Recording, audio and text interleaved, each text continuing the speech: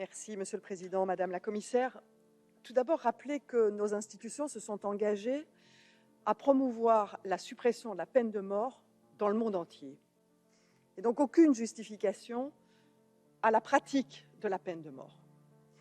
Et a fortiori en Iran, qui demeure le pays avec le plus haut taux d'exécution pour peine de mort dans le monde. Plus de 250 personnes ont été exécutées en Iran l'année dernière.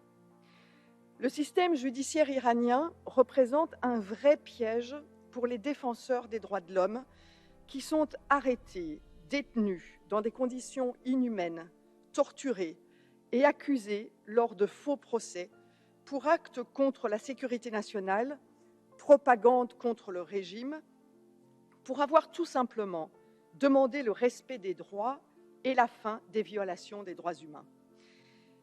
Nous n'oublions pas non plus la situation dans laquelle vivent les familles de ces défenseurs, trop souvent elles-mêmes menacées et placées sous surveillance.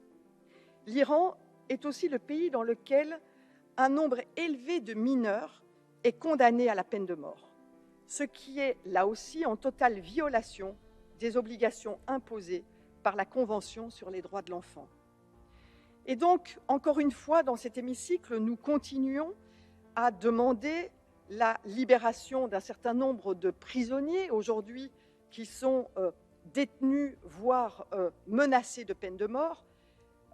Narj Mohammadi, présidente de l'ONG défenseur des Human Rights Center, qui se bat, elle, pour l'abolition de la peine de mort, mais aussi de tous les journalistes, activistes, opposants qui continuent à subir les injustices aujourd'hui du régime iranien.